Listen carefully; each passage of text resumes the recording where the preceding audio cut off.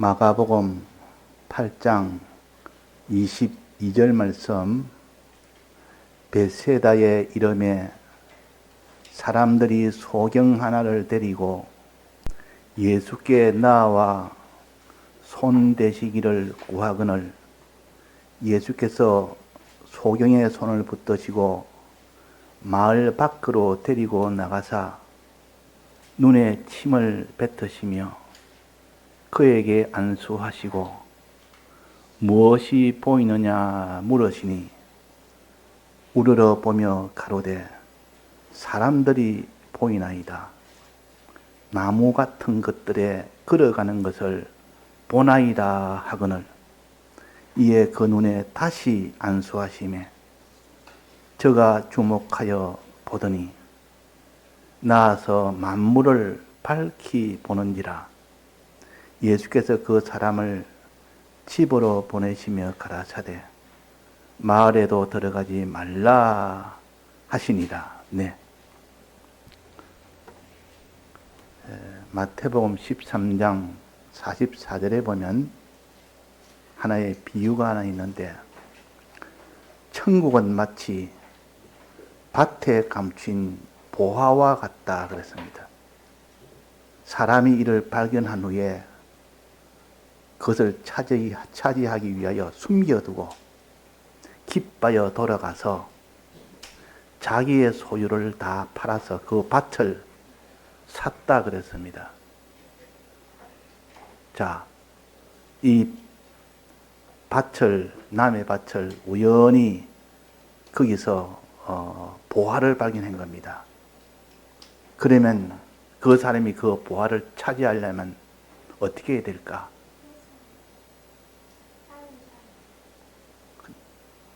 다른 사람한테 발표를 해야 될까?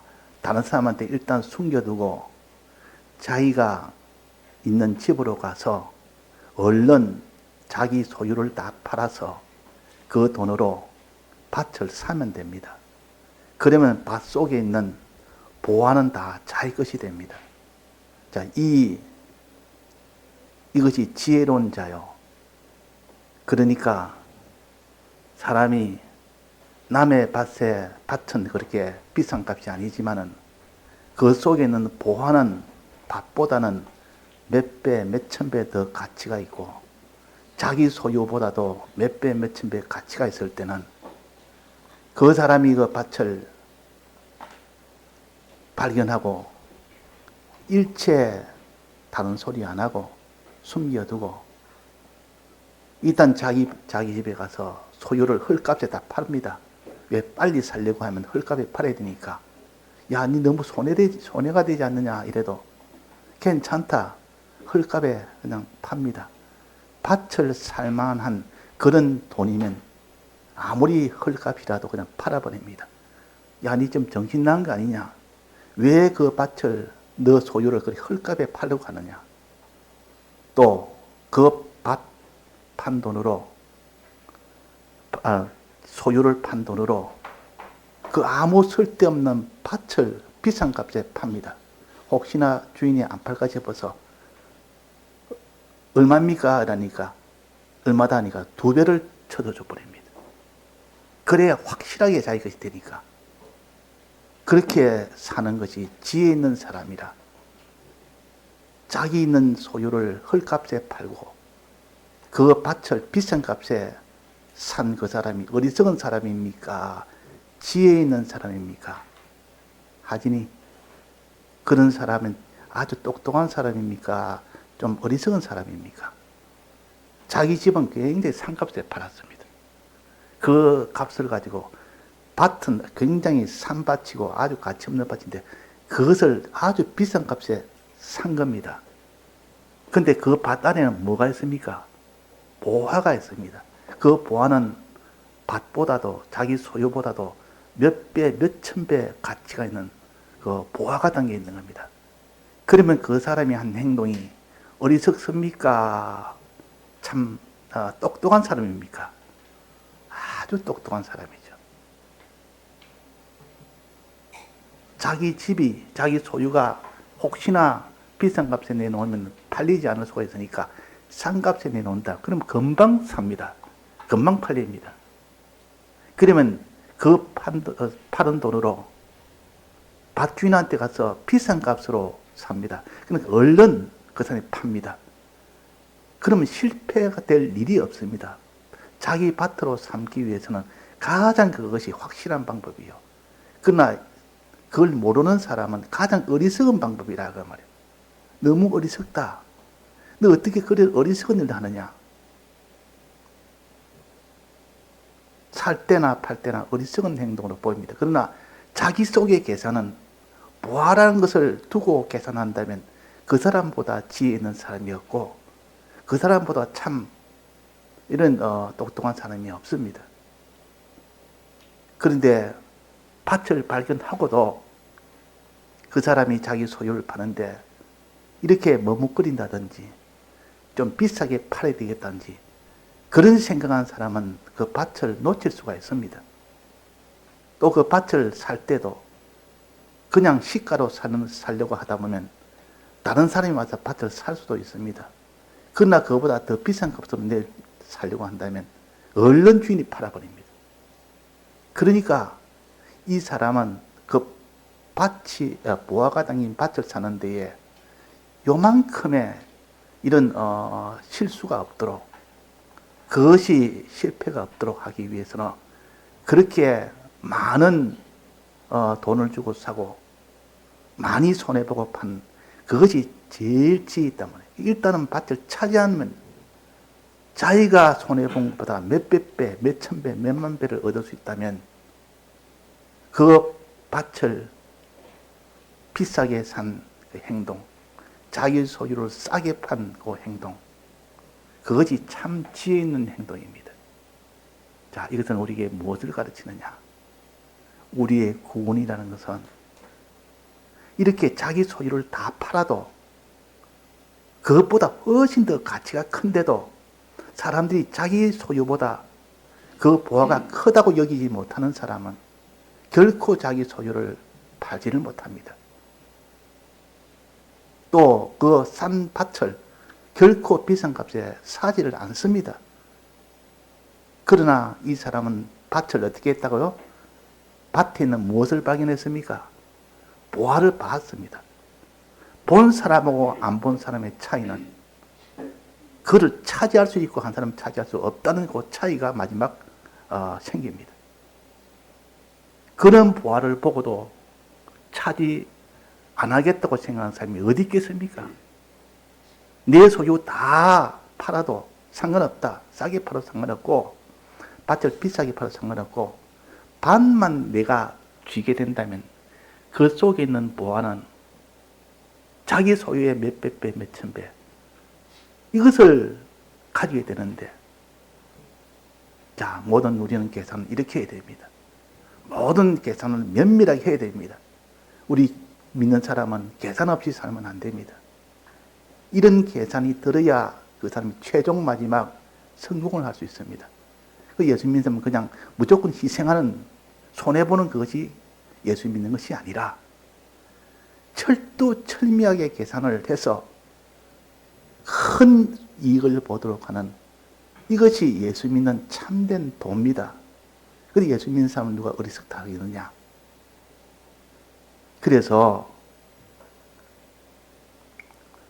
이건 제 일인데 제가 목회를 나오기 전에 우리 모친께서 이제 예수를 믿은 지 얼마 안 됐을 때입니다.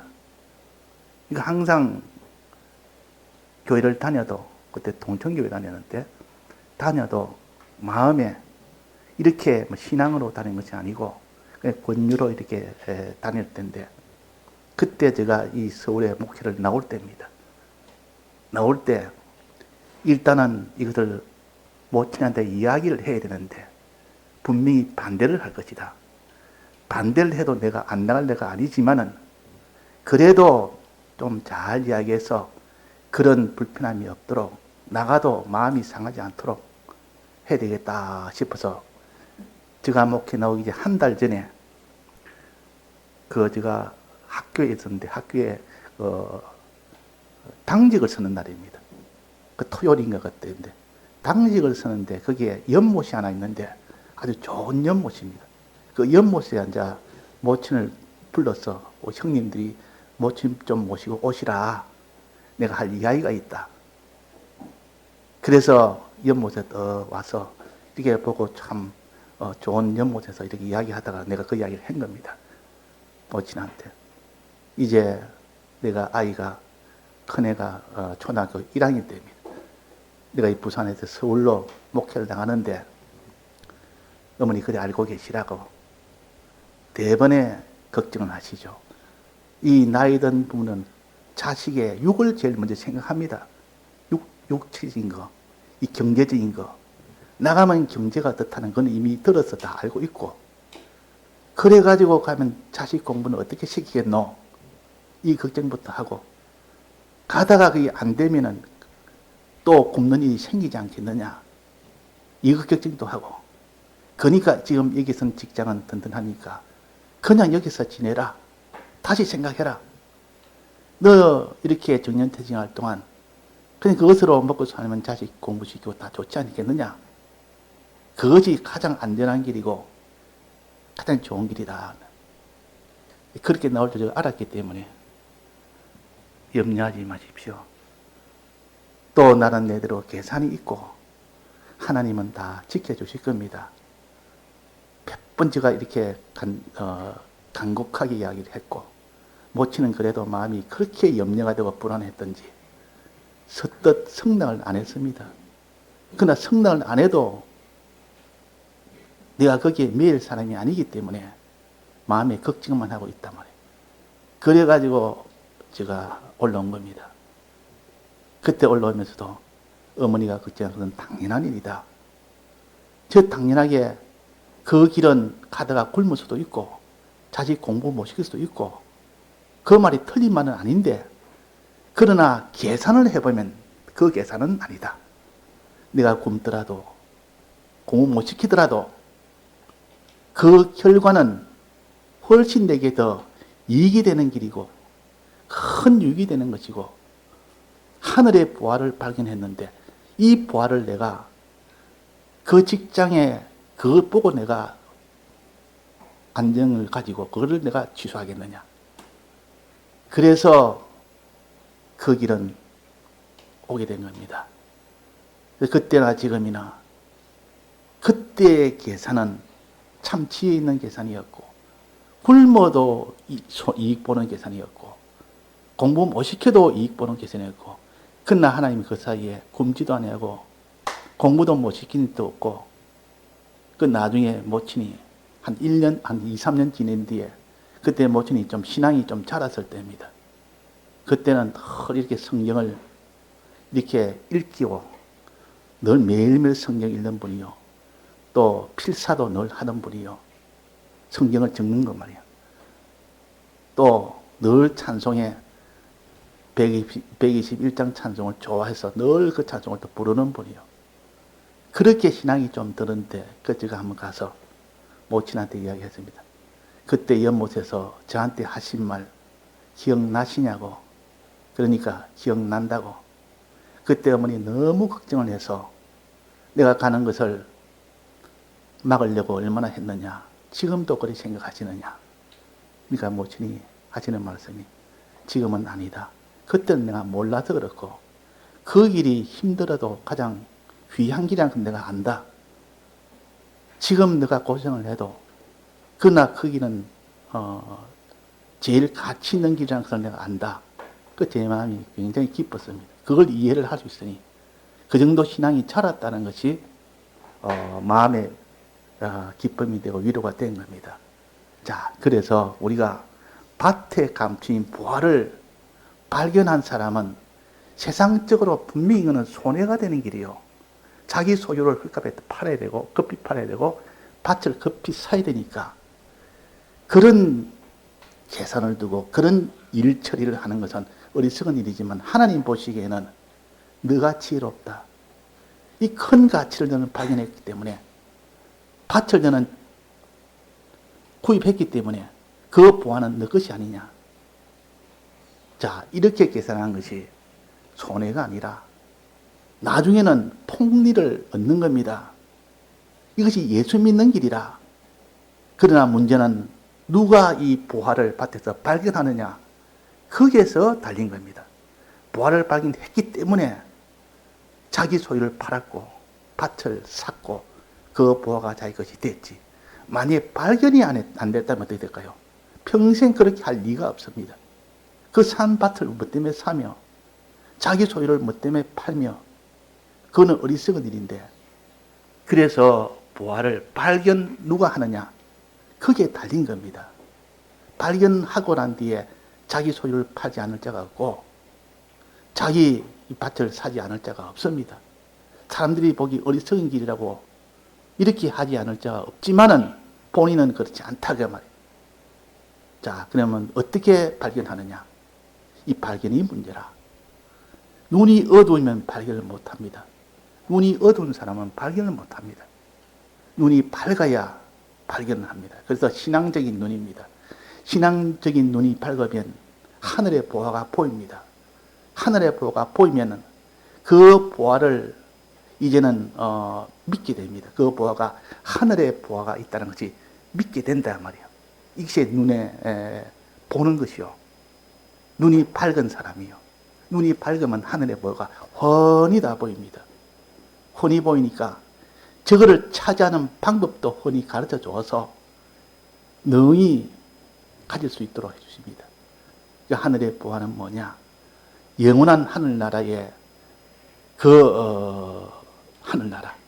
하늘나라 아버지 집, 또 영원한 그 나라의 많은 자손, 많은 영광, 많은 지위, 그것이 눈에 보이니까 어찌 내가 이 땅에 있는 이것을 손에 보지 않고 그냥 지낼 수 있느냐 그 말이에요. 손에 보더라도 그걸 차지하는 것이 그것이 참 길이지. 이것을 믿음의 길이라 그럽니다. 믿음을 가지니까 눈이 밝은 것은 믿음이 생겼다 그 말입니다. 하늘나라 이 보화를 발견한 요 밝은 눈은 하늘나라가 있다는 것이, 그 영광이 다 있다는 것이 믿어지는 겁니다. 믿어지니까 그 일을 하지. 자, 그래서 오늘 여기 본문에는 소경이 눈을 뜨는 겁니다. 소경이 눈을 뜨면 보화가 보입니다. 지금 우리 하늘나라 이 구원이 눈에 안 보이는 사람, 그걸 말하면 어리석게 생각하는 사람, 그걸 위하여 희생하고 손해보는 사람은 정말 어리석다 생각하고 자기가 그런 일을 하지 않는 사람. 그러나 눈이 밝으면 다 보입니다. 누구나 다 보입니다. 눈이 밝으면. 바울이 사울로 살 때는, 그 악한 죄로 인해서 살 때는 눈에 보이지 않던 것이 소경이 되고 난 뒤에, 회개하고 난 뒤에 소경이 되고 난 뒤에, 소경이 되니까 겉눈은 다 감기 보고 청령의 눈이 뜨니까 환히 다 보였습니다. 환히 다 보여서 나중에 삼청천까지 올라가서 볼 수 있는 그런 밝은 눈이 되었습니다. 그러니까 보지 못한 것이 환히 다 보았으니까 주를 위하여 다 드리는 것이 너무나 미약하고 미약하다 느낄 정도로 그런 눈이 밝음이 있던 것이 바울이었습니다. 그래서 바울이 나중에 눈이 밝아서 모든 것을 다 알고 난 뒤에는 이 세상에 있는 것들을 다 분토처럼 여겼다고 했어요. 분토처럼. 하늘에 이것은 최고로처럼 여기고, 이런 믿음이 참된 믿음이요. 그래서 오늘은 눈이 밝으려면 어떻게 되느냐? 이 소경이 지금 베세다에 있는 소경이 있는데 누가 예수님께 데리고 갔습니다. 좀 이 소경을 낫게 해달라고. 예수님이 그 소경을 낫게 해줬습니다. 소경이 눈이 밝으면 지금까지 보지 못한 거 다 보게 됩니다. 보게 된다는 것은 다 믿게 된다 그 말입니다. 자, 오늘 그래서 우리가 참 믿음을 가질 수 있는 그 사람이 되면 좋겠다. 소경이 눈을 다 뜨면 좋겠다. 신앙의 눈이 뜨면 좋겠다. 보화를 발견할 수 있는 그 눈을 가졌으면 좋겠다는 겁니다. 어떻게 합니까? 예수님이 어떻게 눈을 띄웠습니까? 예수님이 손을 붙드시고 마을 밖으로 데리고 나가서 그 눈에다가 뭘 했습니까? 어떻게 소경이 낫겠습니까? 눈에다가 침을 뱉었습니다. 눈에다가 침을 뱉었습니다. 침을 뱉어서 거기다 안수를 했습니다. 손을 대고 거기서 기도했다 그 말이에요. 안수를 하니까 눈이 떠진 겁니다. 그럼 예수님의 침이라는 것은 굉장한 거 아닙니까? 이 소경이 눈을 뜨게 하는 이 약효가 침에서 나왔으니까 또 안수하는 것이 얼마나 큰 능력인지. 자, 예수님의 침은 무엇입니까? 예수님 입에서 나오는 거니까 그 침은 무엇이겠습니까? 우리 이 정도 같으면 이제는 비유를 상징으로 알아가야 됩니다. 예수님 입에서 나오는 거니까 뭐죠? 하나님 말씀. 말씀으로 치료받았다 그 말이에요. 말씀으로.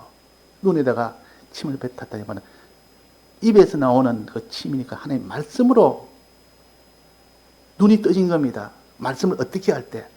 말씀은 어떻게 해야 됩니까? 말씀은 구경해야 됩니까? 그 말씀은 호조물에 넣어 다녀야 됩니까? 말씀은 들어야 됩니까? 말씀은 들어야 됩니다. 들을 때 침을 뱉어서 바른단 말은 말씀을 들을 때 눈이 떠진다. 말씀을 들을 때. 또 말씀과 하나님은 또 뭘 보혜사로 줬다 했습니까? 성령. 말씀과 성령을 주었다 그러니까 성령을 우리가 받을 때 눈이 떠집니다. 말씀을 들을 때 눈이 떠지고 성령을 받을 때 눈이 떠집니다. 말씀은 윤곽적으로 주신 은혜요. 성령은 더 자세하게 주는 은혜요. 이 두 은혜를 받으면 눈이 환히 떠져서 지금까지 평생에 보지 못했던 것이 보여집니다. 보지 못했던 보화가, 하늘의 보화가 눈으로 보여진다 말이에요. 믿어진다 그 말입니다. 깨달아진다 그 말이에요. 깨달아진다, 보여진다, 믿어진다 같은 말입니다. 성경에 깨달아진다 이 말은 그것이 믿어진다 그 말입니다. 그러니까 이렇게 눈의 보화를 눈이 환히 보여지니까 깨달아지니까 자 그래서 눈에 침을 뱉어 기도하니까 뭐 어떻게 됐다 했습니까? 그래서 뱉으시면 그 안수하며 무엇이 보이느냐 물었단 말이에요. 이제 그때 눈이 앉아 이 소경이 떠졌으니까 무엇이 보이냐 물으니까 그 소경이 뭐라 했습니까? 사람들이 보이나이다. 사람들이. 이 사람들이 지금 평생에 보지 못했던 사람들이 보입니다. 사람들이. 근데 그 사람들이 나무처럼 생겼습니다. 나무 한 그루 두 그루가 왔다 갔다 합니다. 그러면 자세히 보입니까? 좀 허미하게 보입니까? 허미하게 보인다는 뜻이요. 사람이 앞에 왔다 갔다 하는 것을 가지고 가르쳐서 이 소경이 보기에는 나무 같은 것들이 왔다 갔다 한다 그랬습니다. 그 말은 완전하게 보이지 않아도 허미하게 보인다 그 말이에요. 험하게 보인다 말은 벌써 윤곽적으로는 깨달아지고 윤곽적으로는 믿어진다 그 말입니다. 근데 거기서 한 번 더 이 예수님이 눈에다가 다시 안수를 한 번 더 했습니다. 두 번째 안수합니다. 두 번째 안수하고 저가 주목하여 보더니 나와서 만물을 밝히 보느니라. 사람뿐만 아니라 온 만물을 밝히 환하게 세밀하게 보느니라. 만물이라 그러면 사람뿐만 아니라 하나님까지도 온 피조물, 온 창조 하나님을 환히 다 보고 그 약속까지도 그가 약속한 보화까지도 전부 다 볼 수 있는 눈이 된 겁니다. 저 믿을 수 있는 눈이 됐단 말이에요. 믿을 수 있는 자. 그러니까 환히 보이지니까 보화가 발견이 된 겁니다. 보화 발견되면 그 다음에는 뭐 볼 것이 없습니다.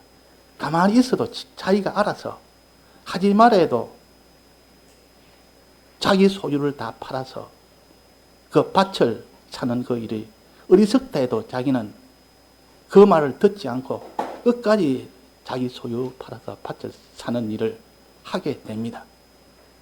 자, 그래서 처음에 침을 받아서 안수해서 보이는 것은 무슨 은혜입니까? 말씀의 은혜입니까? 성령의 은혜입니까? 말씀의 은혜요.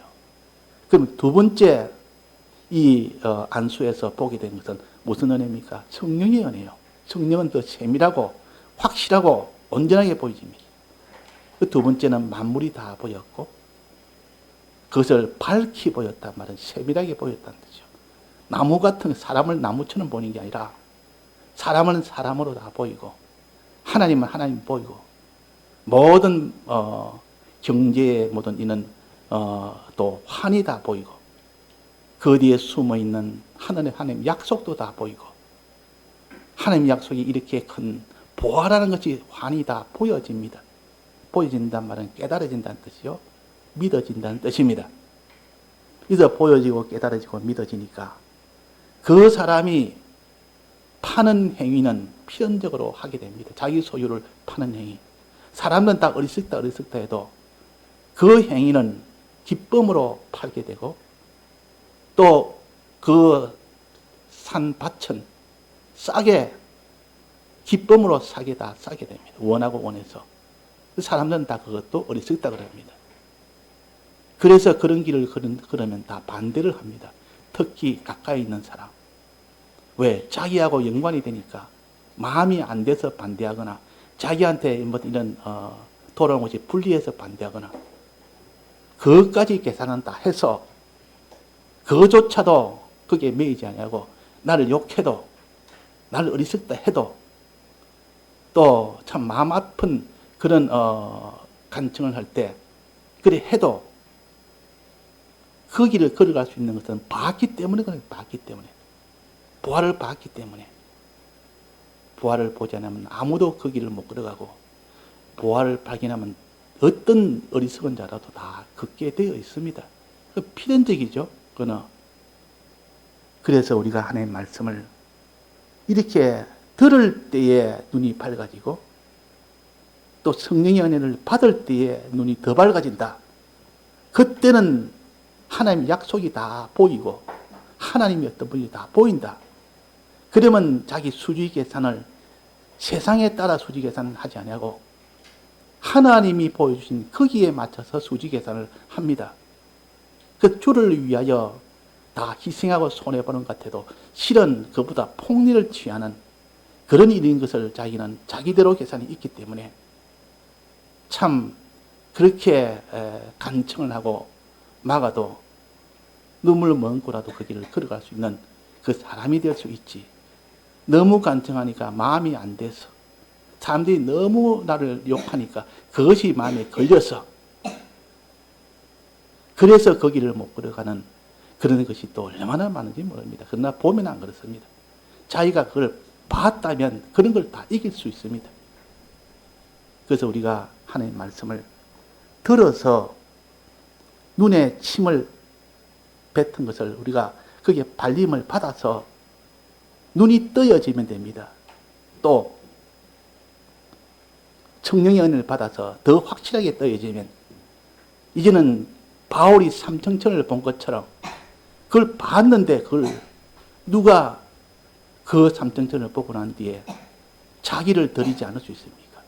바울은 하나님의 특별하게 눈을 밝혀줘서 봤기 때문에 그 길을 걸어갔지. 바울도 우리 사람과 똑같습니다.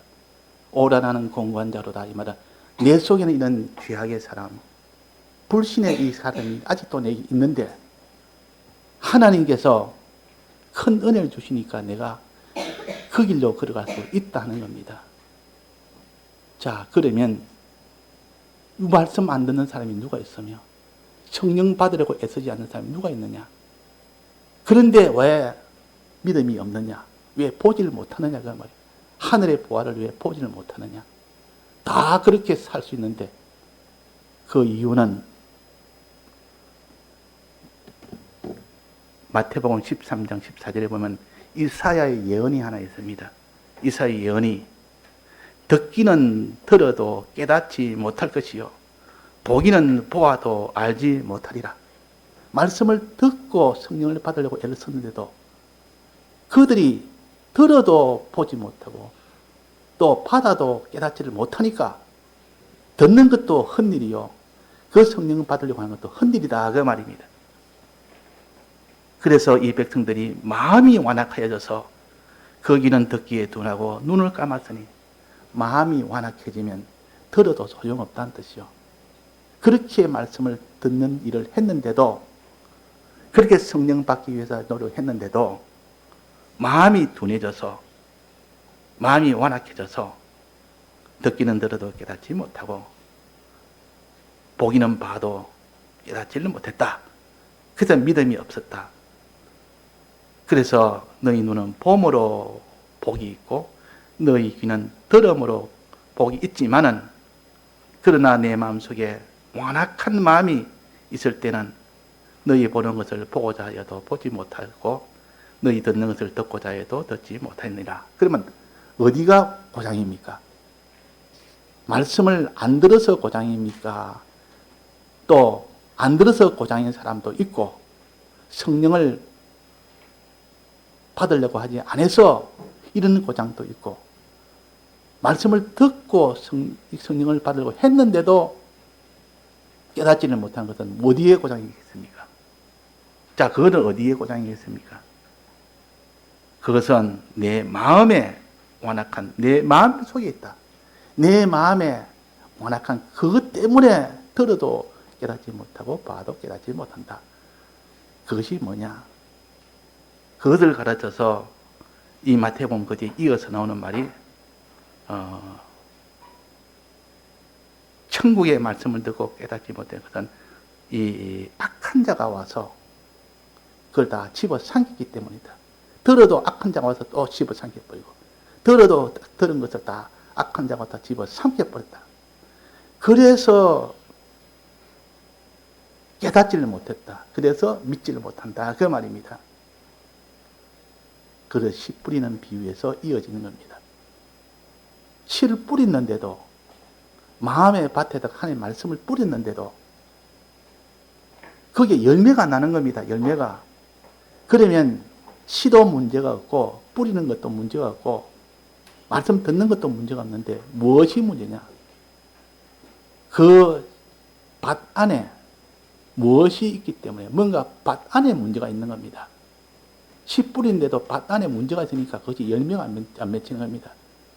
첫째 밭은 밭의 표면에 문제가 생긴 겁니다.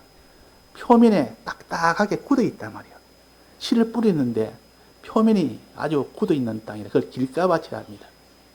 길가밭이 들어오면 밭이 표면이 딱딱합니다. 사람들이 많이 다니다 보니까 딱딱하니까 씨를 뿌려도 표면이 뚫고들어가지를 못하는 겁니다. 그래서 거기에는 깨달음이 없습니다. 말씀을 들어도 깨달음이 없단 말이에요. 그 길가밭은 뭐냐? 사람들이 많이 다지고 지나간 인간 지식을 자기의 참 지식으로 그것을 완악하게 가지고 있는 겁니다. 그것을 놓지 않는 겁니다.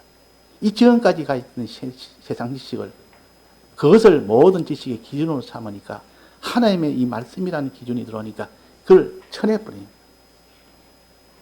그래서 개간이라는 것은 단단한 흙을 다 부수는 것이 개간이에요.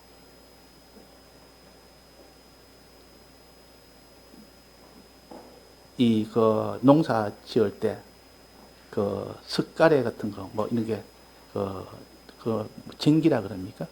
그걸, 쟁기라는 것은 땅을 단단하게 굳어 있는 것에서, 그거를 아주 굳지 않도록 가루를 내주는 것이, 그것이, 쟁기입니다, 쟁기.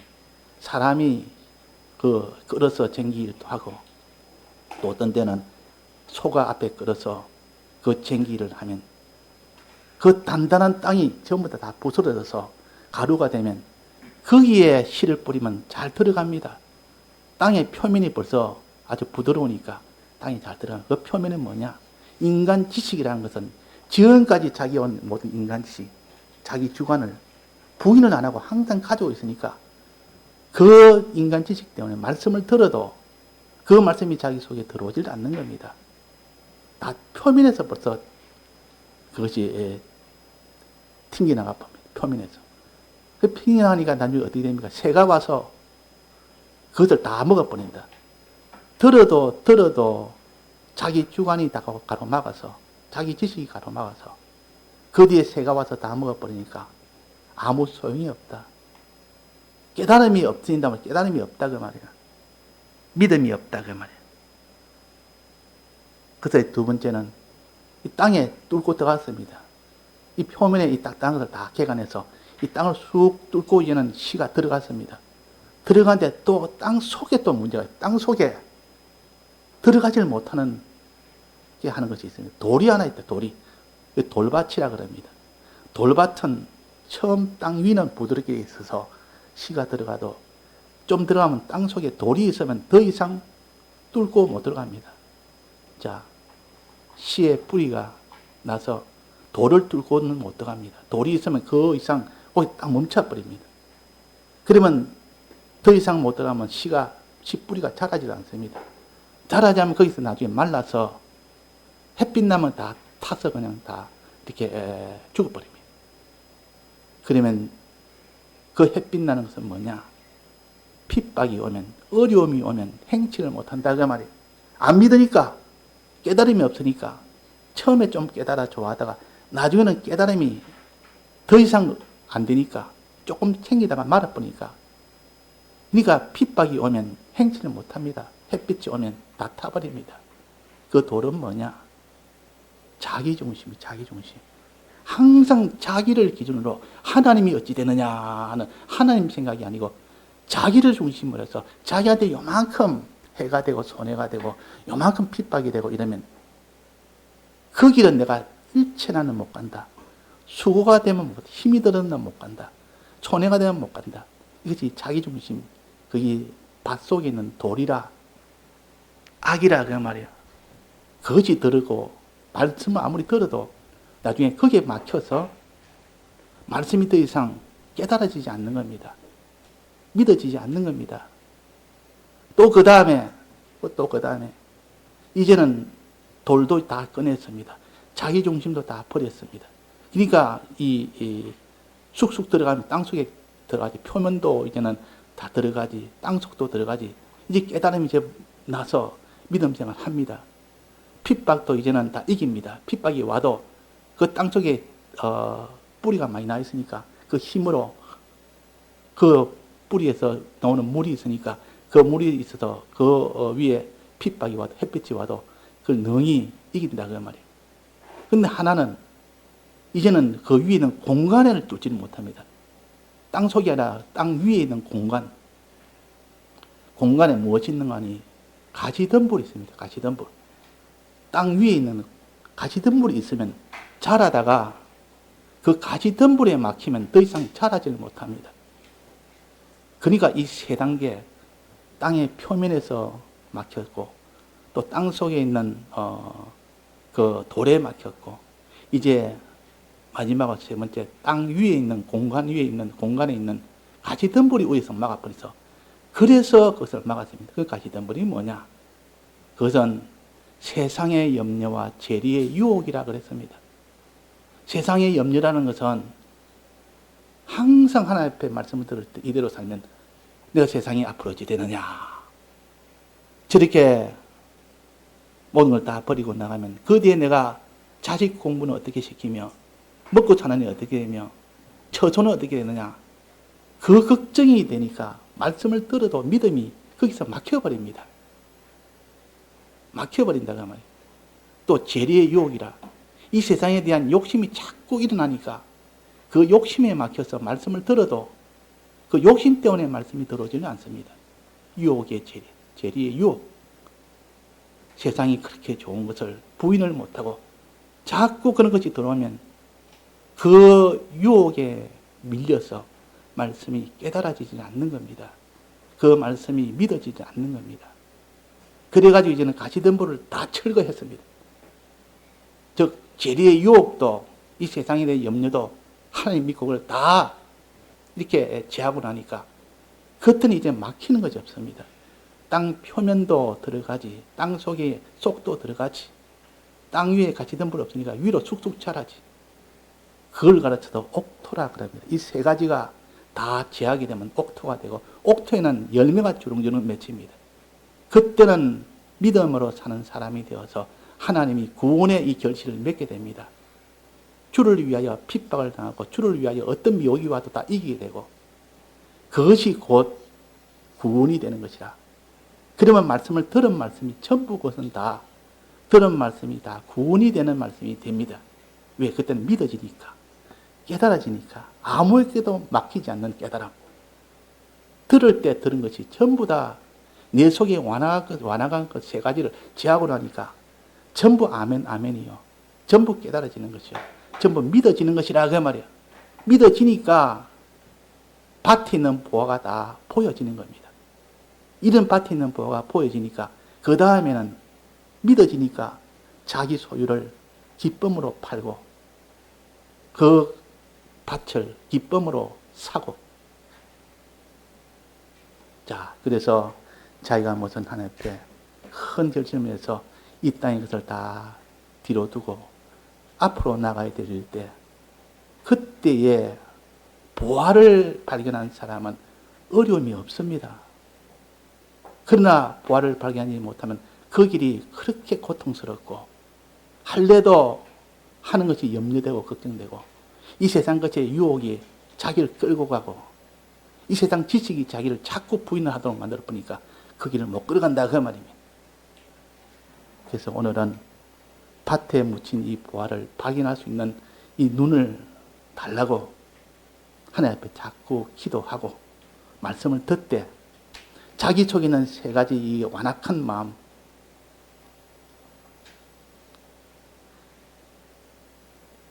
길가밭과 돌과 또 가시덤불, 이것을 제하는 이 일에 힘을 쓰고 하나님 앞에 기도하면 하나님은 다 제해주십니다. 그래서 우리는 밭을 가는 농부라, 밭을 가는 농부라, 우리 속에 있는 그런 길가밭 같은 그런 것을 다 깨트리고 우리 속에 있는 돌과 같은 것을 다 캐내고 우리 위에 있는 이 가시덤불 같은 것을 다 걷어버리는, 걷어버리는 그런 사람이 되면 옥토가 됩니다. 그런 사람은 바울처럼 삼청천이 보이고 보이니까 믿어지고 믿어지니까 다 들여 행할 수가 있고 그렇습니다. 그래서 우리가 어떠한지 말씀을 듣는 자는 복이 있고 성령을 받는 자도 복이 있고 자기 속에 있는 이 세 가지 완악함을 제하는 자가 복이 있다 하는 겁니다. 다 같이 통성으로 기도하시겠습니다.